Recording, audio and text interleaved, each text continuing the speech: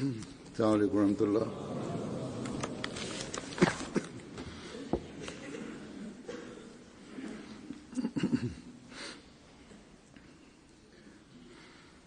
أشهد أن لا إله إلا الله وحده لا شريك له وأشهد أن محمدا عبده ورسوله أما بعد فأعوذ بالله من الشيطان الرجيم بسم الله الرحمن الرحيم الحمد لله رب العالمين الرحمن الرحيم مالك يوم الدين إياك نعبد وإياك نستعين اهدنا الصراط المستقيم صراط الذين أنعمت عليهم غير المغضوب عليهم ولا الضالين.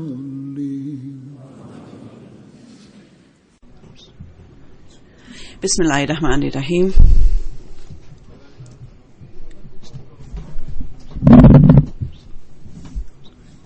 Huzur kaže da je Allah dželešanhu naredbe koje nam je Allah dželešanhu dao u časnom Kur'anu, rekao nam je da zapamtimo ove naredbe i da ih ponavljamo i također da podsjećamo druge ljude o ovim naredbama. Ljude koji su odgovorni za podsjećanje, ovo je zapravo posao zajednice vjernika.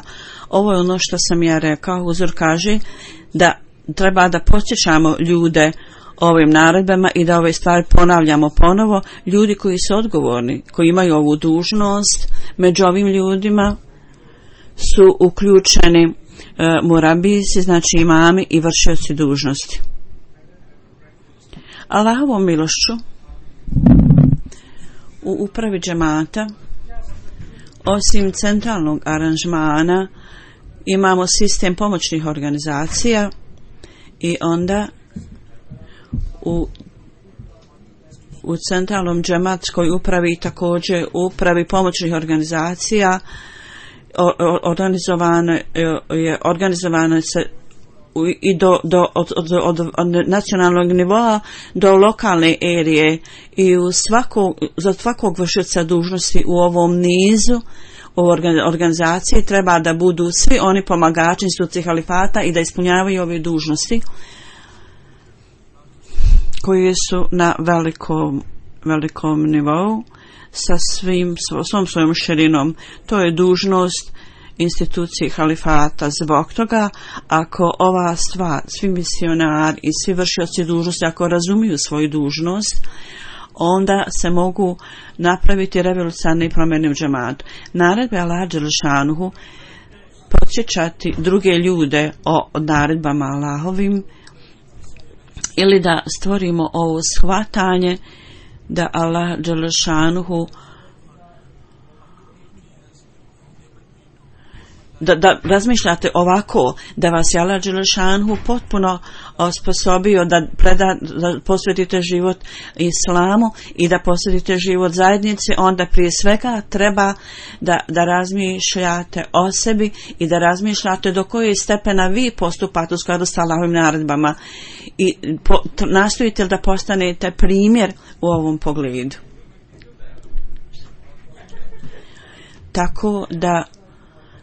Tako da možete podsjetiti druge ljude o ovim dužnostima, odgovornostima. Ako samo podsjećate ljude o tome, a vaše vlastito ponašanje i vladanje su suprotni tome, onda je to uzrok za veliku zabrinutost i brigu i potreba za činiti istikvar, tražiti oprost. Inače, istikvar je nešto što treba čovjek uvijek da čini. Međutim, u pogledu ovoga, pozivajući se na ovo, velika je potreba da činite istikvar u vezi s ovim, vezano uz ovo. I ovdje ova stvar treba također da bude vrlo jasna svima nama, da nijedan vršioc dužnosti nikada ne smije misliti: nije moja dužnost da dajem savjet ljudima, ovo je samo dužnost amira džemata ili predsjednika džemata ili misionara. Ili drugi sekretari imaju ove dužnosti, ili slično tome i predsjednik kancelar organizacije ili odjeljen terbijat odgoja ili određena odjeljenja da oni imaju te dužnosti, ili predsjednik leđna i da je to njihova dužnost. Ne, zapravo svaki sekretar, jel sekretar zjafeta, znači gostoprimstva, ili pomoćnih organizacija, ili pazi na služenje ljudima, ili da pazi na sport, bilo kakvu dužnost da ima, njihova dužnost jeste da opominju druge. U kakvo god svojstvo je osoba, kakvo god da su njena dužnost, i morate postaviti svoj primjer na koji god način obavljate svoju dužnost u džemata. I ako ovo bude učinjeno, onda ja sam mnogo puta prije spomenuo, Huzur kaže, više od 50% članova džemata Allahovom milošću mogu biti takvi članovi koji postupaju prema naredbama Allaha dželešanu, bilo da je to prisustvo na namazu u džamiju ili možda druge žrtve, ili to možda bude stvar služenja ljudima. Svaka osoba koja služi put zajednice, prije svega ta osoba mora za sebe da vidi da li on slijedi ove naredbe i do koje mjere to čini. Onda da stalno ovo sebi podsjeća se i stavlja u svoj i da popravlja svoje praktično stanje, onda posavjetuje drugi. Slično tome je odgovornosti svakog Ahmedi muslimana koji tvrdi da je s ciljem da napravi dobre promjene u sebi, da je dao zavjet bajata obećanog Mesija alejhi selama, da treba da vidi, treba da gleda na naredbe Allahove i da ih stalno ponavlja i da ispred sebe stalno stavlja te naredbe. Ako počnemo ovako raditi, onda može biti stvorena veličanstvena revolucija u našoj zajednici, i ne samo da ćemo sebe popraviti, nego ćemo zapravo govoriti cijelom svijetu o visokoj izvanrednosti morala. Dakle, ovo je tačka, ovo je stvar koju pogotovo treba da posvetimo pažnju u ovom aspektu. I Allahove naredbe, trajući za ovim naredbama, treba da postupamo u skladu sa ovim stvarima. U zadnjoj hudbi ja sam spomenuo određene stvari koji treba da budu istaknuti dio vjernika, i ja ću danas također predstaviti određene stvari. Mjesec Ramazana je veličanstveno sredstvo za popravak osobe. Ovaj mjesec, dok s jedne strane skreće našu pažnju na ibadet, to također skreće našu pažnju na naše vlastite slabosti i također na popravljanje koje moramo napraviti. Tako u ovom mjesecu, toliko ovog mjeseca, mi treba da upiremo prst na svoje slabosti i onda da ponovo sjećamo se, imamo na umu naredbe Allahove, treba da činimo sve što možemo u ovom pogledu. Ako mi djelotvorno i cjelovito ne budemo radili za tu svrhu, onda ćemo imati samo koristi od ujutru, sehura i iftara, a praktično neće biti nikakve koristi od Ramazana i neće biti nikakve koristi da utječe na naš visoki standard ibadeta i ispravnosti. I to će biti samo kao oni ljudi koji se šale, koji pravi šalu i kažu ako postite vrlo pobožna osoba, ili ako odete na teraviju i budete klanjali na vafel i kažete nešto iftar, on će uvijek reći jeste, mi smo spremni za iftar. i mi nismo nevjernici, barem trebamo doći na iftar. Takav musliman koji je uvijek spreman na iftar, ne treba, mi ne smijemo postati takvi ljudi, kao ovi ljudi.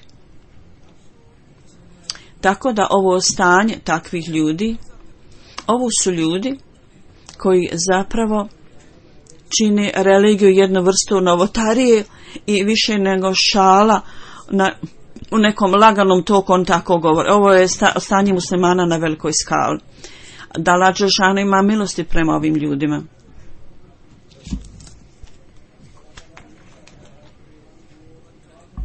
Međutim, obećani Mesija alejhi selam, oni ljudi koji vjeruju u njega, njihov standard mora biti vrlo visok i vrlo uzvišen. Bez ikakvog opravdanog velikog razloga niko ne smije napustiti post i slično tome svrha Ramazana koja je ibadet, to treba da nastojimo da to ispune na najbolji mogući način. Slično tome skupa sa Ramazanom vrlo je važno da učimo časni Kur'an obilato i Hazreti Džebrail, melek Džebrail je u toku mjeseca Ramazana dolazio časnom poslaniku i dolazio je i učio časni Kur'an skupa s časnim poslanikom sallallahu alejhi ve sellem, dio koji je dotad bio objavljen. Pogotovo učenje časnog Kur'ana treba da pogotovo posvetimo pažnju tome i onda treba da iznađemo ove naredbe i treba da nastojimo da udovoljimo, da se držimo ovih naredbi. Teravih namaz nema sumnje, mi klanjamo taj namaz i to nije obavezni namaz. To je započeto, teravih je započet klanjati u toku vremena halifata Osmana alejhi selama, tako da ljudi koji nisu mogli da ustanu na tahadžud, da mogu ovu dobrotvornu nabavljeni namaz da klanjaju i onda hafiz uči Kur'an i možete slušati to i klanjati. Međutim, ovi ljudi koji mogu ustati na tahadžud treba da ustanu na tahadžud namaz i klanjati tahadžud namaz. Ovih dana vrijeme je jako kratko i možda je kratko vrijeme za tahadžud, međutim svako ko počinje post treba da klanja namaz i tahadžud namaz i umjesto da govorite bilo što drugo treba da klanjate tahadžud namaz. Teravih namaz nije neophodni uvjet posta i tahadžud isto tako, iako nije neophodan dio, međutim na vafl treba da bude i treba dobrovoljni namaz da bude obavljen da ga klanjate. I musliman je snažno jako savjetovan snažno da klanja tahadžud namaz i dobrovoljne namaze. Neko je meni rekao, Huzur kaže da je neophodno za osobu koja posti da treba barem da klanja tahadžud 8 rekata tahadžud namaza. Tako da ja hoću da objasnim ovo, da tahadžud i teravih namaz nisu uvjeti posta. Međutim, definitivno, zasigurno na vaflu su neophodni, tahadžud je neophodan i stvarna stvar je da skupa sa časnim Kur'anom, sa učenjem časnog Kur'ana, koji je u skladu sa tradicijom, sa sunetom časnog poslanika. Dakle, koliko god je moguće, treba da učite časni Kur'an, svako treba posvetiti pažnju tome. I kao što sam rekao, da ibadet, namaz i obožavanje Allaha općenito je obaveza vjernika. Da, u toku mjeseca Ramazana u ibadetu i namazima i obožavanju treba da dodamo malo još više ljepote i tim svom ibadetu i koliko god je moguće treba da uvijek držite svoj jezik zauzet u spominjanju Allaha dželešanhu. Tako u ovoj atmosferi Ramazana, u ovom Ramazanu,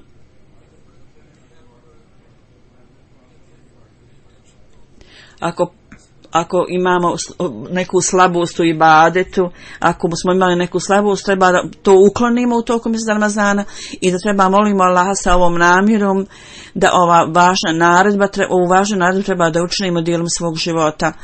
I ne samo u toku mjeseca Ramazana, zapravo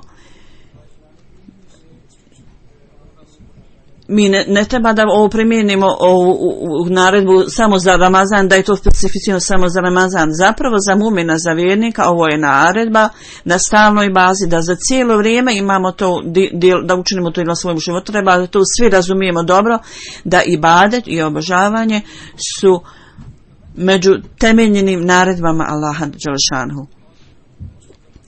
kao što većina ljudi vode računa o ibadetu ovih dana Ramazana, zato što su podsjećani o tom, jer je to mjesec Ramazan, mjesec tolikih blagoslova i ovo je mjesec primanja dova, i zbog toga mi isto tako i mi također treba da skupimo blagoslove Allaha u toku ovog mjeseca. I treba da dobijemo maksimalnu korist iz ovog mjeseca Ramazana. U pogledu toga treba da zapamtimo da Allah dželešanhu gleda duboko u naša srca i on zna naše namjere. I što se tiče naših postupaka, on posmatra ove naše prakse u skladu s našim namjerama. Zato moramo obratiti pažnju da što češće dolazimo u džamiju sa ovom namjerom, da steknemo odliku ispravnosti i onda treba da ovaj ibadet učinimo dijelom svog života. Ako mi steknemo naviku da klanjamo tahadžud redovno ili na vafl namaz svakodnevno i redovno, ova će onda navika postati stalna navika naša i odlika naših života. Allah kaže u časnom Kuranu: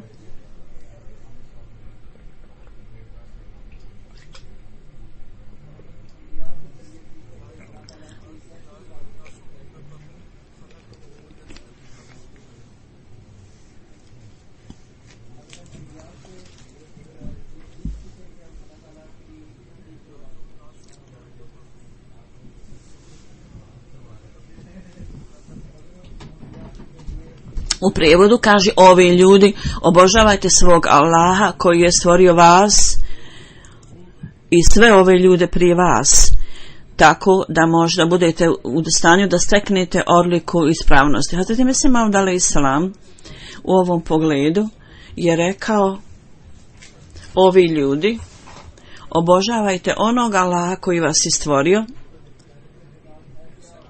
On je rekao da onaj koji je vrijedan obožavanja je onaj koji vas je stvorio, to jest da kažemo živi stvarac je onaj koji je stvorio vas, zato stvorite iskrensku ljubav prema njemu. Ovo je iskrenost, da stvorite vrlo iskren i pravi istinski odnos sa Allahom dželešanu, a sve druge stvari da smatrate beznačajnim u poređenju s tim.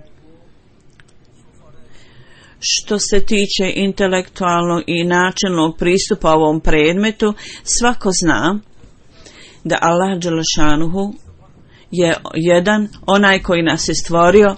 Allah dželešanuhu je taj koji je vječno živi i on je živi Bog. On sluša naše dove, zato treba da imamo kontakt i ljubav prema Allahu, ali uprkos toga većina ljudi među nama su takvi ljudi koji ne nastoje da imaju posebnu vezu sa Allahom kao što treba da imaju, kao što je potreba. I ovo treba da bude takav odnos koji treba da svaki drugi odnos učini bezvrijednim u našim očima. U toku mjeseca Ramazana, pod utjecajem atmosfere u toku ovog mjeseca, ljudi počnu poduzimati korake u ovom pravcu i poslije Ramazana sa većinom ljudi se dogodi da postepeno onda ovi koraci počnu da blijede i nestaju i na kraju se završi poslije toga. Mi moramo dokazati ovo kroz svoj praktični primjer, da osim od Allaha dželešanu sva druga stvar je beznačajna, ništa, ne znači ništa, i za tu svrhu treba da imamo u svom srcu odliku ispravnosti. Allah dželešanu je u ovom ajetu spomenuo ovu stvar i rekao je: obožavajte Allaha, da možete u svom srcu imati odliku ispravnosti. I svrha ibadeta nije samo da prepoznamo Boga, zapravo poslije stvaranja ispravnosti treba da posteknete položaj duhovnoj visine, treba da imate u cijelosti shvatanje odlika Allahovih i Allahovih atributa. Kad imate ovo shvatanje, onda sve u poređenju sa Allahom će postati ništa, skoro ništa. Sada, na primjer, Allah Đelešanhu kaže: obožavajte svog gospodara, i rab je ona odlika Allahova koja se odnosi na hranu i na rast, koji stvara i onda postepeno to popravlja i pazi na hranu toga, na održavanje toga i daje napredak tome što je stvorio. Onda kad je Allah Đelešanu spomenuo ovu stvar, da obožavate svog gospodara, stvaraoca, onda on kaže: sav napredak vaš u budućnosti, sve je povezano sa Allahom Đelešanhu. I kad vi specijalizirate se u ovoj stvari i kad izuzetno budete obožavali Allah Đelešanhu, dakle kad je odlika rabubijata dođe na djelovanje i općenita korist ovog bude tu, onda kako dobivate fizičku hranu, u isto vrijeme duhovna sposobnost će također se uvećati i porasti. Tako u tome je također savjet za nas da ako nema popravljanja u našem duhovnom stanju ili ako se to ne događa, onda u tom slučaju onda mi zapravo ne ispunjavamo u cijelosti svoju dužnost prema ibadetu. I onda kao rezultat toga mi smo lišeni duhovne hrane od Allaha Đelešanhu. Kad budemo obavljali ovu dužnost i ispunjavali ove dužnost koje imamo, onda ćemo dobiti duhovne koristi iz ovog atributa Allaha i onda ćemo uvećati svoju ispravnost. I kad uvećamo ispravnost, onda sigurno naš ibadet neće biti ograničen na mjesec Ramazan, nego će zapravo se proširiti na cijelu godinu i zapravo na cijeli život naš. Tako sa ovim razmišljanjem treba da obratimo pažnju, posvetimo pažnju ibadetu ovom mjesecu. Hazreti Mesih Maud alejhi selam kaže na jednom mjestu da je činjenica da svrha stvaranja ljudi je ovo, to je ibadet, to je svrha stvaranja ljudi. I on kaže, kao što je Allah Đelešanu na drugom mjestu spomenuo,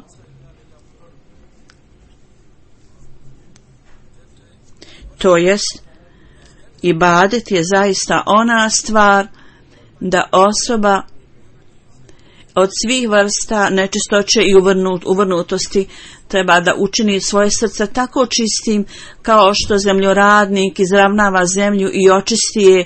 Kolika je onda potreba da razumijete ovu stvar? Da vašim stvaranjem svrha Allahova je da vi njega obožavate. Da njega obožavate i potpuno postanete predani Allahu Đelešanhu. I svijet ne smije biti vaš potpuni cilj i svrha. I zato Jahuzur kaže stalno ovo spomenjen, jer po mom mišljenju ovo je stvar zbog kojeg su ljudi došli na ovaj život i ovo je stvar od kojeg se oni udaljaju. Dakle, velika je potreba da posvetite pažnju o ovoj stvari, o ovoj tački. Kad ponekad radnici zajednice u pogledu njih, kada ja saznam da dođu prigovor da su oni slabi u namazu, da ne dolaze u džamiju i da neki od njih koji čak ne klanjaju namaz kod kuće i supruge prigovaraju o tome, onda ja zaista osjećam se jako posćiđen zbog toga. I zbog toga treba da analizirate svoje stanje ibadeta. I bez toga odlika ispravnost se ne može postići. Kad odlika ispravnost ne bude i tu, kad bogobojaznost nema, onda niko ne može ispunjavati dužnosti ni prema Allahu, ni prema drugim ljudima. Niti ta osoba može postati korisna osoba za zajednicu. Niti će biti ikakav blagoslov u njegovim postupcima, u njegovom djelovanju. Zbog toga cijelo vrijeme treba da budemo vrlo oprezni i pažljivi, da pazimo na ibadet, tako da budemo u stanju da okupimo Allahov blagoslov i duhovna izvanrednost i napredak, da budemo u stanju da to postignemo. Onda je tu Allahova naredba na nama. Allah kaže: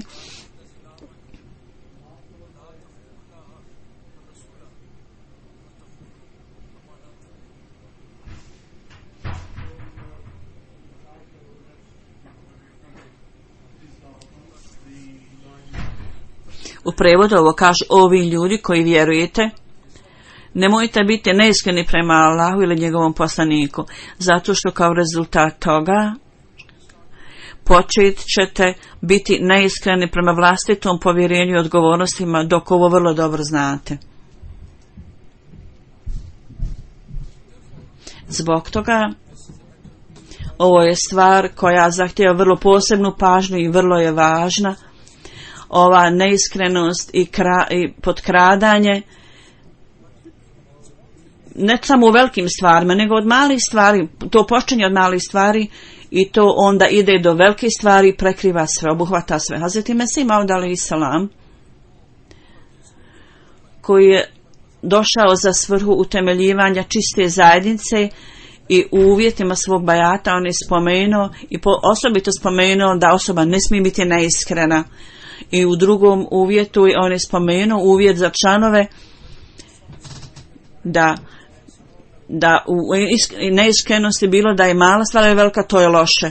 Ali ima određeni poruka koji zapravo daju rođenje drugim slabostima.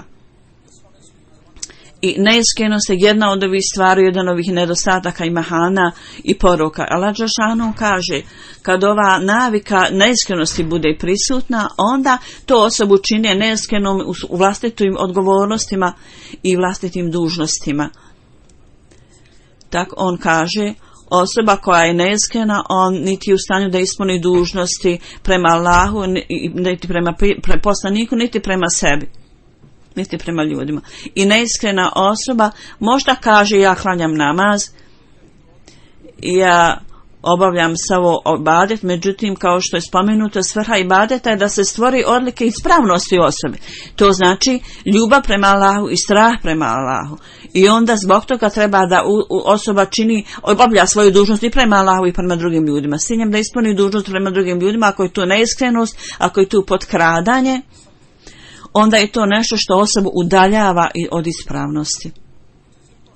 Nemoguće je da osoba bude neiskrena, a da bude ispravna i da ispunjava dobro svoje dužnosti. Praktično, Allah dželešanu ne prihvata njegov ibadet, da postanemo istinski abid, klanjač. Ta osoba onda ne može biti zapravo iskreno nazvana osobom koja vjeruje. Na jednom mjestu časni poslanik je rekao, ako u srcu osobe vjera i nevjera zapravo i istina ne mogu ići zajedno, niti nepovjerenje i potkradanje, neiskrenost ne mogu biti zajedno sa vjerom i istinom. Dakle, jednom prilikom časni poslanik je rekao, musliman, vjernik, osim što govori laži i neiskrene, može raditi druge stvari. Ne, te dvije stvari ne mogu ići zajedno. Onaj ko govori laži i ko je neiskren, on nije uopšte vjernik, jer to je nespojivo. Onaj ko ne ispunjava svoju dužnost povjerenja, ovo je vrlo širok predmet i očekuje se od vjernika da razumije važnost ove odgovornosti s ciljem da to učini. Časni poslanik sallallahu alejhi ve sellem ovu izjavu, ova tvrdnja baca svjetlo na to, objašnjava to i časni poslanik je rekao u pogledu tri stvari. Srce vjernika ne može biti neiskreno, prije svega prvo je da mora biti predan da ispuni dužnosti prema Allahu, drugo je da uvijek treba da bude ljubazan u svom srcu prema drugim ljudima i treće je da uvijek ostane vezan u zajednicu. U tome su također spomenuti prava Allahova, dužnost prema Allahu i također prava drugih ljudi i također odano zajednici je također dio toga. Dakle, ispunjavanje dužnosti prema Allahu je osim ibadeta, sve dužnosti su tu koji su stavljene na ove ljude da služe religiju Allahovu i povjerenje koje je njima dato, oni treba da povedu brigu i kako treba ispuniti te odgovornosti i dužnosti.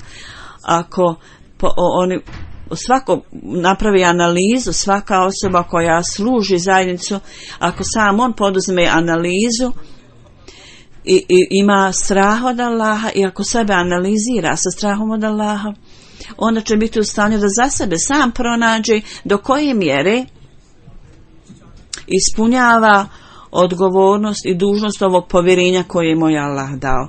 I onda Ovo je također rekao časni poslanik sallallahu alejhi ve sellem, ako ne budete ispunjavali dužnosti prema drugim ljudima, ovo je također neiskrenost.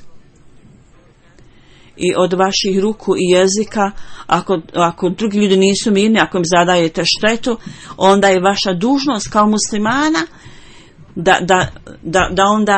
da ne smije niko biti uzor od vas iznemiren, onda je to vaša neiskrenost ako ne posvetite pažnju tome i to radite.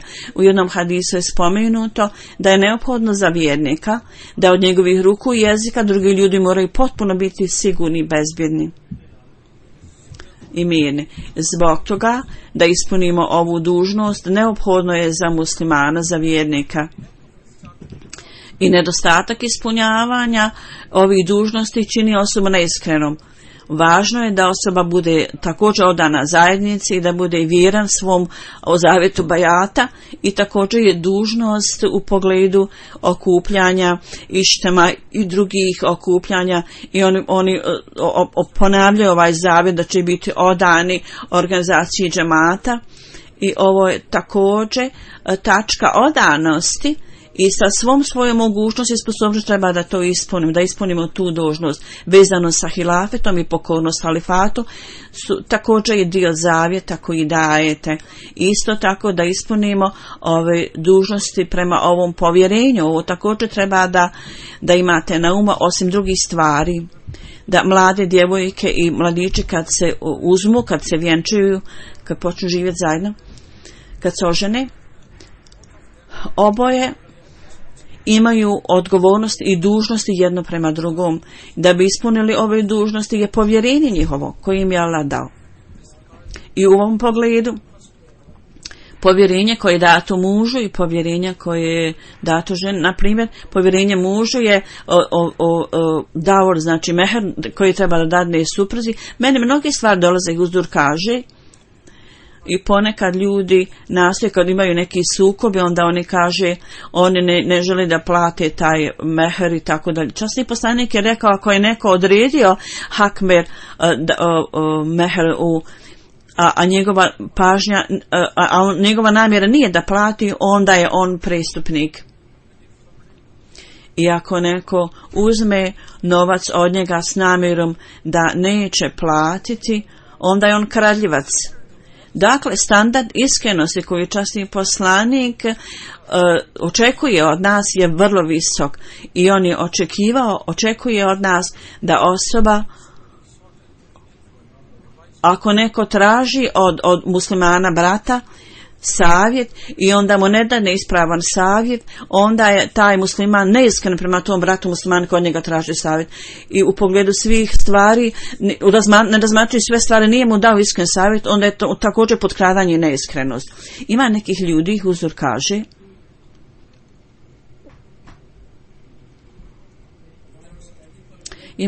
takvih ljudi koji ovise o drugim stvarima i traže savjet od njih, onda im oni ne dadnu ispravan savjet. Tako da je dužnost prema povjerenju je da ako nešto vrlo jasno ne znate, onda treba da izuzmete sebe. Ako znate neko ko može dati bolji savjet, onda treba da tu osobu koja od vas traži savjet uputite na tu osobu koja može bolje dati savjet. Ima nekih advokata koji dadnu pogrešan savjet ovim ljudima koji dođu ovdje da traže azil i ne danu im ispravan savjet. Oni uzmu potpunu cijenu za sebe, koliko košta njihov savjet, a ne danu ispravan savjet. Oni su među ljudima koji potkradaju i oni su neiskreni. Iako je mnogo drugih stvari nalik ovima. Svi ovi ljudi moraju voditi računa o ovim stvarima. Da ako neko ima povjerenje u vama, on dođe k vama, onda uvijek morate tu osobu ispravno uputiti na ispravan put. Inače, u skladu prema Allahovim naredbama, onda ćete biti ubrojani među neiskrene i one koji potkradaju. I treba da budete vrlo pažljivi o tome. Obećan mi se alaih salam pogledu našeg povjerenja i da se izbjegnemo neiskrenosti i podčadanje koji standard je on postavio. I na jednom mjestu on rekao da svaka osoba sa lošim okom, sa zlim okom i sa neiskrenošću i koja je kolona pod kupljivanju i da oduzima tuđi imetak, on nije član mog zajednice. Svaki muž ili svaka žena, ako oni neiskreno drugo tretiraju, oni nisu članovi moje zajednice. I on kaže, Allah je jedan. I rekao je, nakon vjerovanja da je Allah jedan, osoba, neophodno je također da osoba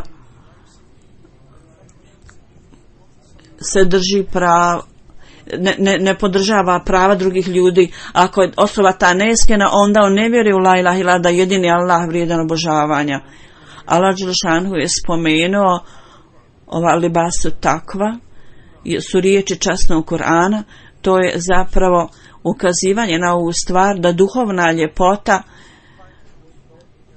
se postiže kroz ispravnost, a ispravnost znači da osoba svo povjerenje koje ima Allah dao i sve povjerenje koje su mu ljudi dali i obećanja uvijek vodi računa o tome, treba da vodi računa o tome. To je da kažemo čak do najmanjih aspekata toga treba da se držimo tih stvari. Tako vrlo prefinjen i vrlo duboki aspekt vašeg povjerenja treba da tragate za tim i da postupate prema tome. To zapravo čini osobu iskrenom osobom i tako treba da činimo i moramo raditi naporno za to. Sva odgovornost, sva dužnost koja je na nama, naša dužnost, naše obaveze koji su to, oni su kao povjerenje na nama i da bi ispunili sve njih, to je naša obaveza. I s ciljem da ispunimo ovu obavezu, naša je dužnost i odgovornost. Ako zaista želimo da budemo primaoci blagoslova Allaha dželešanu, svaki od nas treba da detaljno razmislimo o tome. I još jedan aspekt koji sam ja izabrao da spomenem danas, uzor kaže, koji isto tako nešto što uljepšava ljepotu i ukras društva.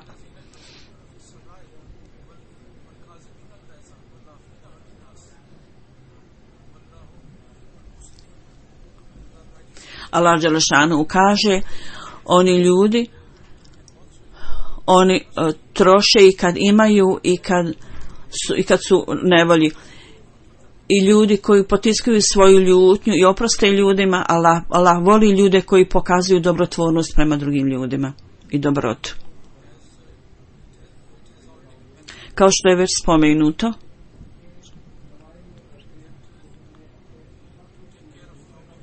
da treba odgovornost vjernika je da vodimo brigu o odgovornostima i dužnostima, i Allah dželešanu je spomenuo koji treba biti standard ispunjavanja vaših dužnosti, čak da idemo izvan toga, da Allah kaže s ciljem da napravite svoje društvo lijepim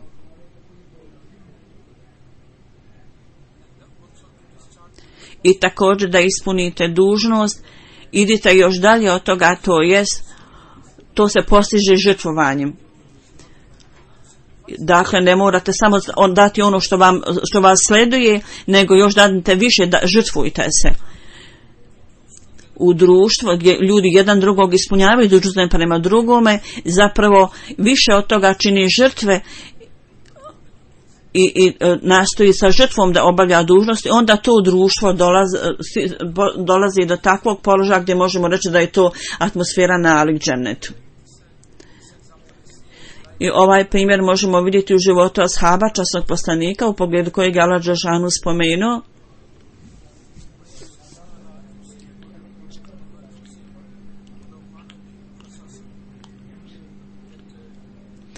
U prevodu, uprkos njihove pobožnosti, Allah kaže ovim ljudima, oni su više voljeli potrebe drugih ljudi. Ovdje Allah govori o Ansarijama u Medini. Kad su takvi postupci, takav pristup, onda je stvoren u njima duh žrtvovanja, to oni pokazuju time. Kad osoba potiskuje ego svoj i želi sve drugo za druge ljude i pokazuje dobrotvornost drugim ljudima i dobrotu drugim ljudima, onda je u njima stvoren duh žrtvovanja. Najveći primjer toga mi vidimo u primjeru životu časnog poslanika, kad vidimo da je on opraštao ljudima, svojim neprijateljima, i onda je tražio od svojih ashaba kako zapravo rekao im i da oproste prestupe drugim ljudima. Ovdje ima navod da je neko u prisustvu časnog poslanika počeo da nešto vrijeđa i dogovori ružno o Hazreti Ebu Bekiru. Hazreti Ebu Bekir je šutio, časni poslanik je sjedio tamo i osmihivao se. Međutim, kad je ova osoba dosega najviši nivo nepravde i kad je zaista pretjerao, Hazreti Ebu Bekir je počeo da odgovara oštro na neke stvari. U to vrijeme na licu časnog poslanika bila neugodnost i on je ustao i otišao. Kasnije je Hazreti Ebu Bekir otišao časnom poslaniku sallallahu alejhi ve sellem i rekao u tvom prisustvu, on je koristio uvredljiv jezik o meni, ja sam šutio, međutim kad sam pokušao da odgovorim na neke stvari, ti si ustao i otišao. Na to je časni poslanik rekao, on je tebe vređao i ti si šutio. I melek Allahov je odgovarao u tvoje ime. Međutim, kad si ti počeo da odgovaraš toj osobi, melek se je vratio i šeitan je došao. I očito je onda da poslije toga nije bilo opravdanje za časnog poslanika da sjedi tamo. Tako da časni poslanik sallallahu alejhi ve sellem na ovaj način obučavao svoje ashabe da čak ako je bila ljutnja koja je bila opravdana, od njih tražio da imaju kontrolu nad tom svojim hujem, pokazao im načine da budu ljubazni i velikodušni. U pogledu toga Hazreti Ajša Sidika radijallahu anhu kaže na jednom mjestu, časni poslanik nikada za svoje vlastite svrhe, nikada što je njemu nešto bilo urađeno, učinjeno, nikad nije osvetio se nikome. A zatim Mesih Maud alejhi selam kaže, ljudi koji su Allahovi miljenici, vrlo bliski ljudima i Bogu, oni budu torturisani i protiv njih se ljudi koriste vrlo uvredljive riječi, međutim oni sve to trpe.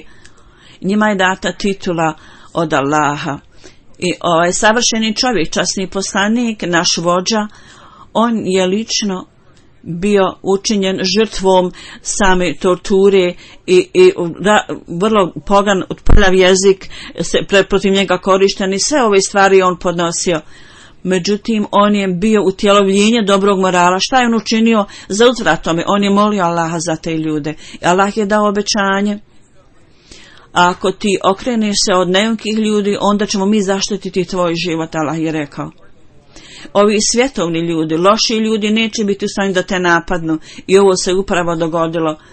Dogodilo se da su protivnici časnog poslanika nisu bili uspješni da nanesu nikakvu, da ga okaljaju i uvredu da nanesu.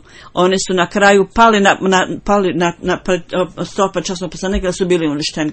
Ovo zapravo dokazuje da istinski sljedbenici časnog poslanika, istinski sljedbenik časnog poslanika, obećan Mesih alejhi selam, ono što je on pokazao u situaciji u Martin Clarka, jedan čovjek je bio svjedok u ime kršćana, bio je predstavljen kao svjedok, u to vrijeme advokat koji nije bio Ahmedi, ali bio musliman i bio je vrlo predana osoba s ciljem da oslabi vjerodostojnost svjedočenja ovog svjedoka.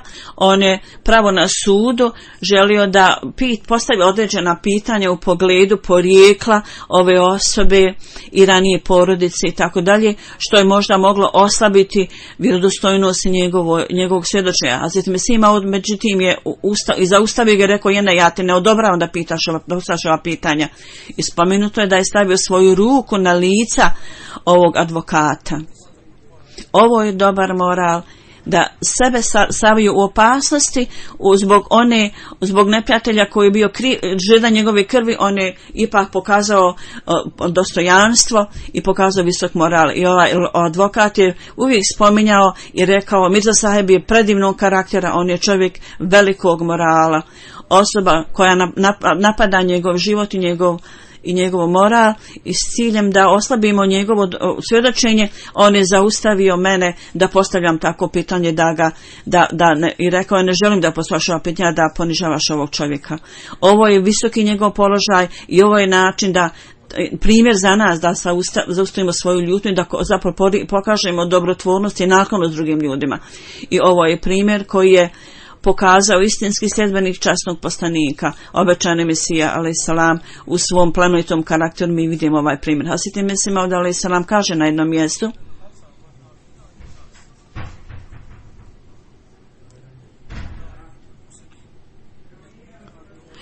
i muslimani su oni koji potiskuju ljutnju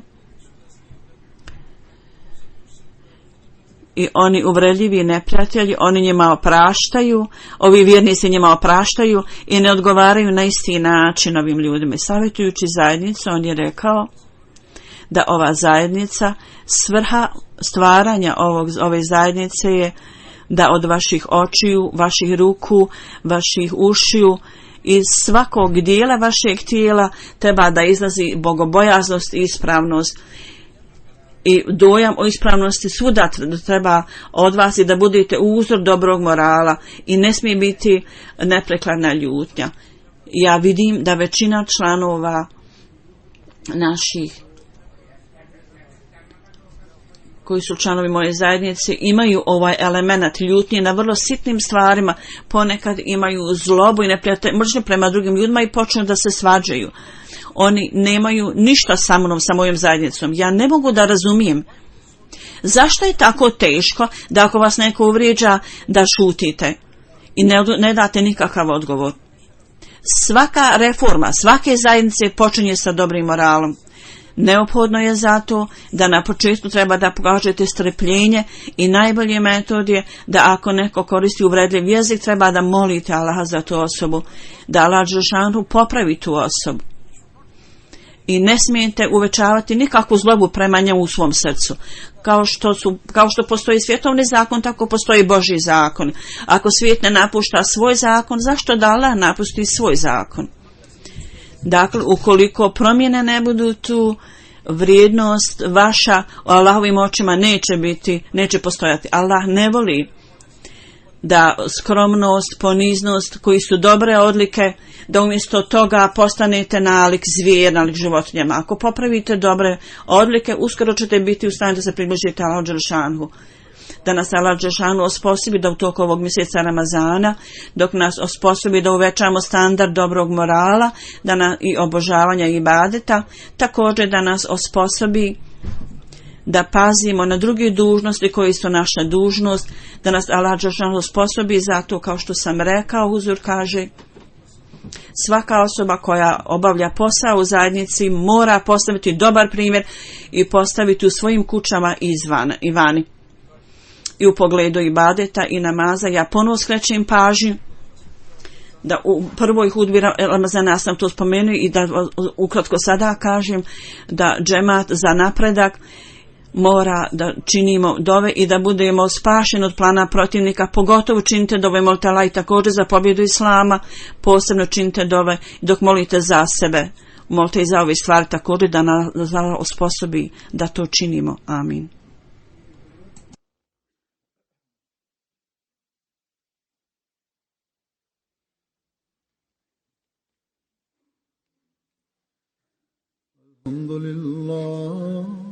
الحمد لله نحمده ونستعينه ونستغفره ونؤمن به ونتوكل عليه ونعوذ بالله من شرور أنفسنا ومن سيئات أعمالنا